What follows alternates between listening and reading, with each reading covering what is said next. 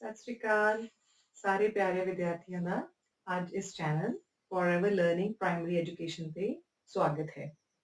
ਪਿਆਰੇ ਬੱਚਿਓ, 5ਵੀਂ ਕਲਾਸ ਦੇ ਬੱਚਿਆਂ ਦਾ ਗਣਿਤ ਵਿਸ਼ੇ ਦਾ ਪਹਿਲਾ ਪਾਠ ਹੈ ਸੰਖਿਆਵਾਂ।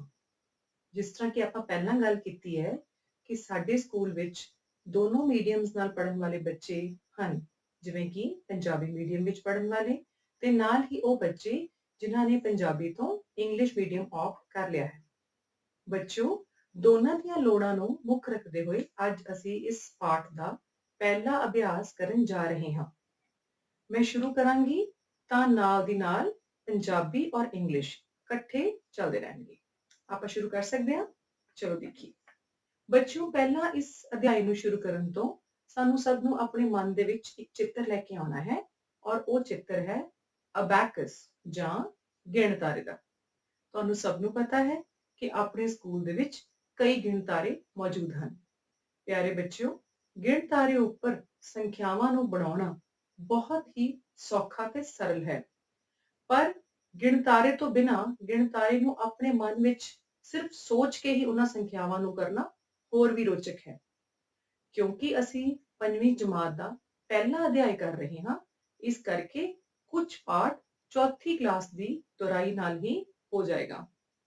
ਇਸ ਕਰਕੇ ਸਾਡਾ ਅੱਜ ਦਾ ਪਹਿਲਾ ਟੌਪਿਕ ਹੈ ਗਿਣਤਾਰੇ ਉੱਪਰ ਸੰਖਿਆਵਾਂ ਨੂੰ ਬਣਾਉਣਾ।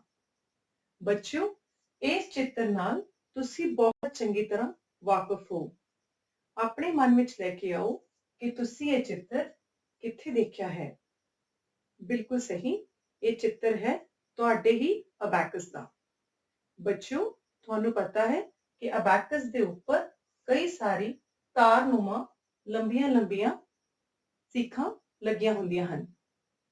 ਉਹਨਾਂ ਵਿੱਚ ਅਸੀਂ ਮਣਕੇ ਪਾਉਂਦੇ ਹਾਂ ਤੇ ਹਰੇਕ ਸੀਖ ਦਾ ਆਪਣਾ ਇੱਕ ਸਥਾਨ ਹੁੰਦਾ ਹੈ। ਠੀਕ ਹੈ ਬੱਚਿਓ, ਆਪਾਂ ਹਮੇਸ਼ਾ ਸੰਖਿਆਵਾਂ ਕਿੱਧਰੋਂ ਸ਼ੁਰੂ ਕਰਦੇ ਹਾਂ? ਆਪਣੇ ਉਸ ਹੱਥ ਨਾਲ ਜਿਸ ਨਾਲ ਬਹੁਤਾਤ ਲੋਕ ਲਿਖਦੇ ਹਨ, ਯਾਨੀ ਕਿ ਸੱਜਾ ਹੱਥ। ਸੱਜੇ ਤੋਂ ਖੱਬੇ ਵੱਲ ਅਸੀਂ ਜਾਂਦੇ ਹਾਂ। ਠੀਕ ਹੈ ਬੱਚਿਓ, ਸੰਖਿਆਵਾਂ ਲਿਖਣ ਸਮੇਂ ਅਸੀਂ ਹਮੇਸ਼ਾ ਸੱਜੇ ਤੋਂ ਖੱਬੇ ਵੱਲ ਜਾਂਦੇ ਹਾਂ, ਪਰ ਸੰਖਿਆ ਪੜ੍ਹਨ ਸਮੇਂ ਅਸੀਂ ਉਲਟ ਕਰਦੇ ਹਾਂ। ਅਸੀਂ ਖੱਬੇ ਤੋਂ ਸੱਜੇ ਵੱਲ ਜਾਂਦੇ ਹਾਂ। ਮੈਂ ਦੁਹਰਾ ਰਹੀ ਹਾਂ ਕਿ ਅਸੀਂ ਸੰਖਿਆ ਨੂੰ ਪੜ੍ਹਨ ਸਮੇਂ ਖੱਬੇ ਤੋਂ ਸੱਜੇ ਵੱਲ ਜਾਂਦੇ ਹਾਂ। ਠੀਕ ਹੈ ਬੱਚੇ, ਹੁਣ ਆਪਾਂ ਆ ਰਹੇ ਹਾਂ ਆਪਣੇ ਮੇਨ ਟੌਪਿਕ ਤੇ ਕਿ ਆਖਿਰ ਇਹ ਬਣਾਇਆ ਕਿਉਂ ਹੈ।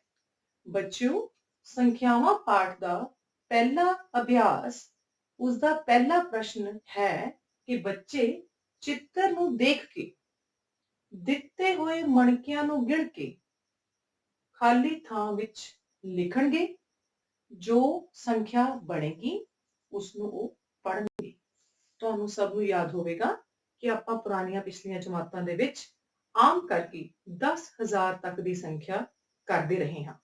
ਹਾਲਾਂਕਿ ਪੜ੍ਹੋ ਪੰਜਾਬ ਦਾ ਟੀਚਾ ਕੁਝ ਵੱਖਰਾ ਹੈ, ਪਰ ਆਪਣੀ ਗਣਿਤ ਦੀ ਜਿਹੜੀ ਪੁਸਤਕ ਹੈ, ਗਣਿਤ ਦੀ ਦੁਨੀਆ, ਉਸ ਦੇ ਤਹਿਤ ਅਸੀਂ 10,000 ਤੱਕ ਦੀਆਂ ਸੰਖਿਆਵਾਂ ਕਰਦੇ ਰਹੇ ਹਾਂ। ਬੱਚਿਓ, ਆਓ ਹੁਣ ਥੋੜਾ ਆਪਾਂ ਅੱਗੇ ਚੱਲਾਂਗੇ। ਆਪਾਂ ਇਹਨਾਂ ਮਣਕਿਆਂ ਦੇ ਉੱਪਰ ਦਿੱਤੇ ਗਏ ਸਥਾਨਾਂ ਦੀ ਦੁਹਰਾਈ ਕਰ ਲਈਏ। ਸਭ ਤੋਂ ਪਹਿਲਾ ਸਥਾਨ ਇਕਾਈ, ਦਹਾਈ, ਸੈਂਕੜਾ, ਹਜ਼ਾਰ, 10,000, ਲੱਖ,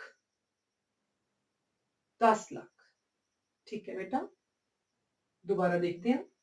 ਇਕਾਈ, ਦਹਾਈ ਤੇ ਸੈਂਕੜਾ, ਇਹ ਤਿੰਨੋਂ ਮਿੱਤਰ ਇਕਾਈਆਂ ਅਖਵਾਉਂਦੇ ਹਨ। ਇਸ ਤੋਂ ਅੱਗੇ ਹਜ਼ਾਰ ਤੇ 10,000, ਇਹਨਾਂ ਦੋਨਾਂ ਸਿੱਖਾਂ ਵਾਲੇ ਮਿੱਤਰ ਹਜ਼ਾਰ ਅਖਵਾਉਂਦੇ ਹਨ। ਲੱਖ ਤੇ 10 ਲੱਖ ਵਾਲੇ ਮਿੱਤਰ ਲੱਖ ਅਖਵਾਉਂਦੇ ਹਨ। Now I'm repeating the same for those children who have opted English medium. Let's come to the English style abacus. Here the first place is the ones place. O, once. T, tens. H, hundreds.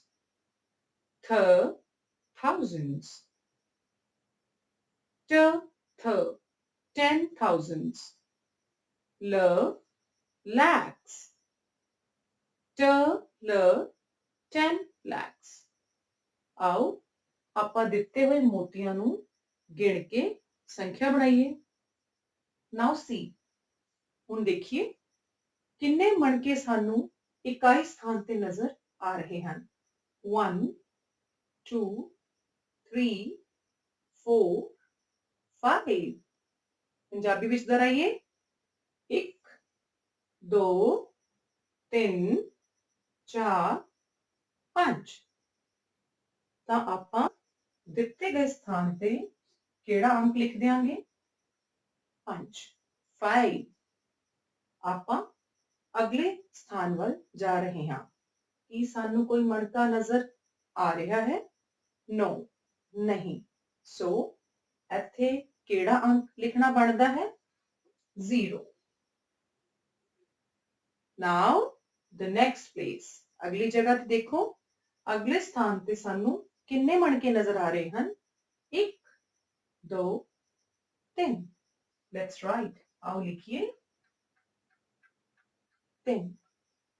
ਉਸ ਤੋਂ next 1 2 3 4 5 6। ਸਾਨੂੰ ਇੱਥੇ 6 ਮਣਕੇ ਨਜ਼ਰ ਆ ਰਹੇ ਹਨ। So we write 6. And the last place, 1 2 3 4। ਸਾਨੂੰ ਇੱਥੇ 4 ਮਣਕੇ ਨਜ਼ਰ ਆ ਰਹੇ ਹਨ। ਇਸ ਤਰੀਕੇ ਨਾਲ ਅਸੀਂ ਆਪਣੇ ਪ੍ਰਸ਼ਨ ਨੂੰ ਹੱਲ ਕਰਦੇ ਹਾਂ। ਪਰ ਕੀ ਸਾਡਾ ਸਵਾਲ ਇੱਥੇ ਖਤਮ ਹੁੰਦਾ ਹੈ? ਨਹੀਂ। ਸਾਡੇ ਲਈ ਜਾਣਨ ਦੀ ਗੱਲ ਨਵੀਂ ਕੀ ਹੈ? ਅਸੀਂ ਬਣਾ ਰਹੇ ਹਾਂ ਗਿਣ ਤਾਰੇ ਤੋਂ ਸੰਖਿਆ, ਤਾਂ ਫਿਰ ਇਸ ਦਾ ਕੋਈ ਨਾਮ ਵੀ ਹੋਏਗਾ। ਲਿਖਣ ਸਮੇਂ ਦਾ ਰੂਲ ਹੈ, ਨਿਯਮ ਹੈ, ਸੱਜੇ ਤੋਂ ਖੱਬੇ ਵੱਲ ਜਾਣਾ, ਪਰ ਪੜ੍ਹਨ ਸਮੇਂ ਖੱਬੇ ਤੋਂ ਸੱਜੇ ਵੱਲ ਜਾਣਾ। ਹੁਣ ਸਾਨੂੰ ਇਹ ਪਰਿਵਾਰ ਮਦਦ ਕਰਨਗੇ। ਆਓ ਦੇਖੀਏ, ਦੋਨੋਂ ਹਾਹੇ ਵਾਲੇ ਪਰਿਵਾਰ ਕਿਸ ਵਿੱਚ ਆ ਰਹੇ ਹਨ? 1000 ਵਿੱਚ। ਸੋ ਅਸੀਂ ਇੱਥੇ ਆਪਣੇ ਲਈ ਇੱਕ ਪਰਿਵਾਰ ਬਣਾ ਲਵਾਂਗੇ।